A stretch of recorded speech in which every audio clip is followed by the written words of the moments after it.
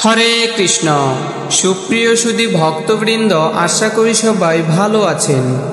তো আগত আষাঢ় মাসের শুক্লপক্ষের পবিত্র শয়ন একাদশী উপবাস ব্রত উপলক্ষে আজ আমরা জেনে নিব আষাঢ় মাসের শুক্লপক্ষের পবিত্র শয়ন একাদশী উপবাস ব্রত কবে, শয়ন একাদশী ব্রত মাহাত্ম্য কথা, একাদশী সংকল্প ও পারণ মন্ত্র এবং বাংলাদেশ ও ভারতবর্ষের বিভিন্ন স্থানের পারণের সময়সূচি।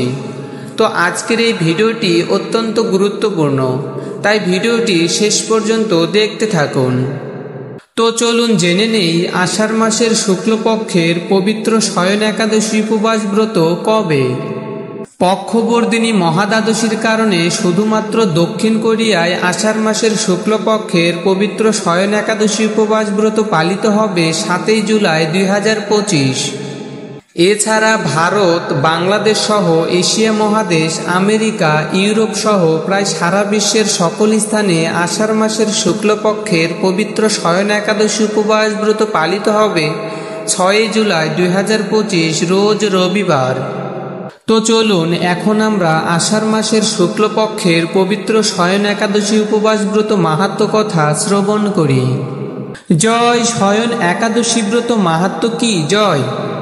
মহারাজ যুধিষ্ঠির বললেন, হে কৃষ্ণ, আষাঢ় মাসের শুক্লপক্ষের একাদশীর নাম কি, এর মহিমাই বা কি, তা আমাকে কৃপা করে বলুন।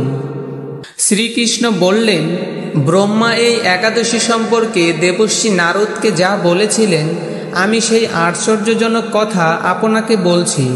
শ্রী ব্রহ্মা বললেন, হে নারদ, এই সংসারে একাদশীর মতো পবিত্র আর কোনো ব্রত নেই। সকল পাপ বিনাশের জন্য এই বিষ্ণুব্রত পালন করা একান্ত আবশ্যক।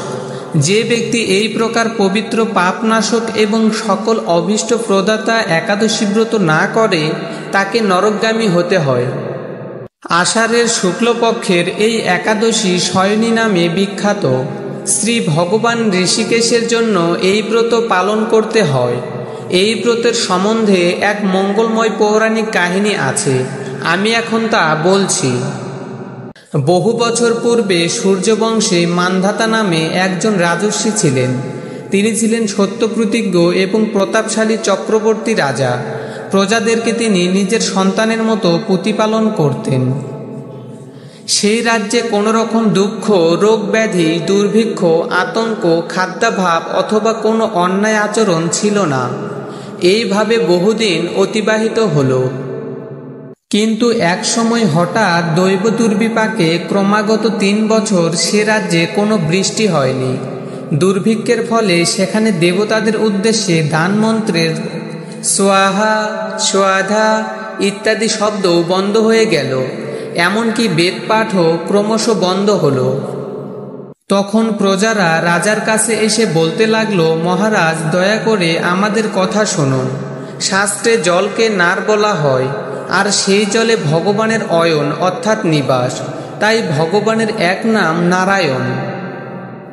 মেঘরূপে ভগবান বিষ্ণু সর্বত্র বায়ু বর্ষণ করেন।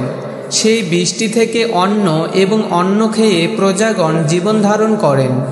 এখন সেই অন্নের অভাবে প্রজারা ক্ষয়প্রাপ্ত হচ্ছে। অতএব হে মহারাজ, আপনি এমন কোনো উপায় অবলম্বন করুন যাতে আপনার রাজ্যের শান্তি এবং কল্যাণ সাধন হয়। রাজা মান্ধাতা বললেন, তোমরা ঠিকই বলেছ।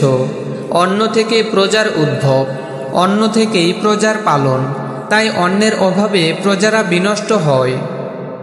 আবার রাজার দোষেও রাজ্য নষ্ট হয়। আমি নিজের বুদ্ধিতে আমার নিজের কোনো দোষ খুঁজে পাচ্ছি না, তবুও প্রজাদের কল্যাণের জন্য আমি আপ্রাণ চেষ্টা করব। তারপর রাজা ব্রহ্মাকে প্রণাম করে সৈন্যসহ বনে গমন করলেন। সেখানে প্রধান প্রধান ঋষিদের আশ্রমে ভ্রমণ করলেন। এভাবে একদিন তিনি ব্রহ্মার পুত্র মহাতেজস্বী অঙ্গিরা ঋষির সাক্ষাৎ লাভ করলেন। তাকে দর্শন মাত্রই রাজা মহানন্দে ঋষির চরণ বন্দনা করলেন। মুনিবর তাকে আশীর্বাদ ও কুশল প্রশ্ন জিজ্ঞাসা করলেন। রাজা তখন তার বনে আগমনের কারণ সবিস্তারে ঋষির কাছে জানালেন।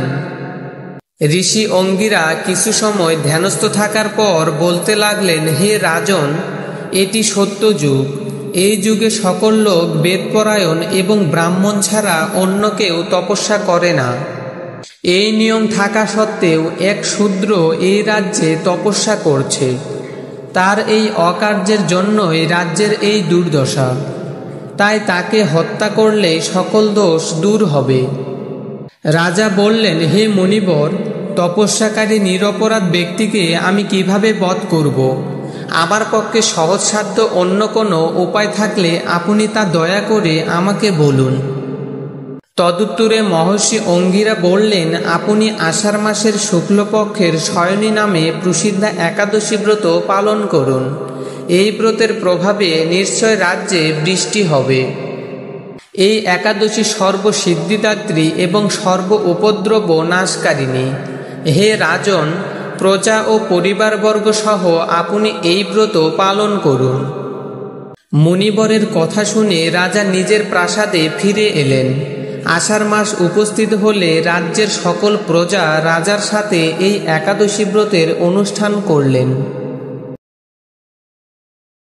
ব্রত প্রভাবে প্রচুর বৃষ্টিপাত হলো।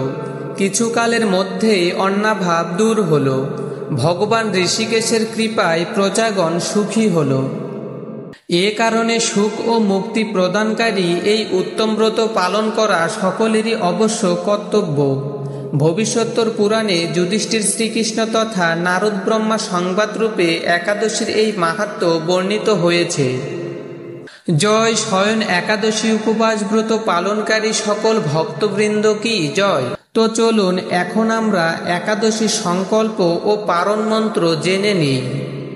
একাদশী সংকল্প মন্ত্র। একাদশ্যাম নিরাহার স্থিতা অহম অপরেহনি ভক্ষ্যামি পুণ্ডরিকাক্ষ শরণম মে ভবাচ্যুত।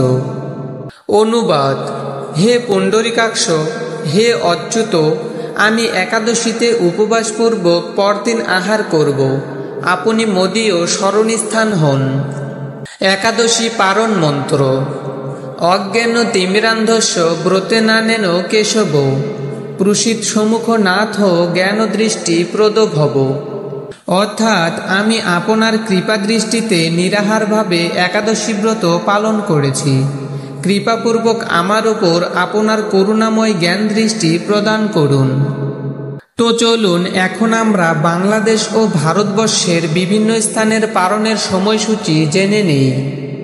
বাংলাদেশ 5টা 23 থেকে 9টা 41, পশ্চিমবঙ্গ 4টে 57 থেকে 9টা 24, দিল্লি 5টা 29 থেকে 10টা 7, বৃন্দাবন 5টা 29 থেকে 10টা 5, উত্তরপ্রদেশ 5টা 18 থেকে 9টা 54, মুম্বাই মহারাষ্ট্র 6টে 6 থেকে 10টা 31, পুনে মহারাষ্ট্র 6টে 3 থেকে 10টা 27, নাগপুর মহারাষ্ট্র 5টা 37 থেকে 10টা 4, চেন্নাই তামিলনাড়ু 5টা 47 থেকে 10টা 5, ভুবনেশ্বর উড়িষ্যা 5টা 12 থেকে 9টা 38, ঝাড়খণ্ড 5টা 6 থেকে 9টা 37, বিহার 5টা 1 থেকে 9টা 35, ছত্তিশগড় 5টা 25 থেকে 9টা 53, শিলং মেঘালয় 4টে 37 থেকে 9টা 10, গুয়াহাটি অসম 4টে 36 থেকে 9টা 10, আগরতলা ত্রিপুরা 4টে 43 থেকে 9টা 14, মিজোরাম 4টে 38 থেকে 9টা 8, মণিপুর 4টে 30 থেকে 9টা 2, নাগাল্যান্ড 4টে 25 থেকে 8টা 59, অরুণাচল প্রদেশ 4টে 28 থেকে 9টা 3,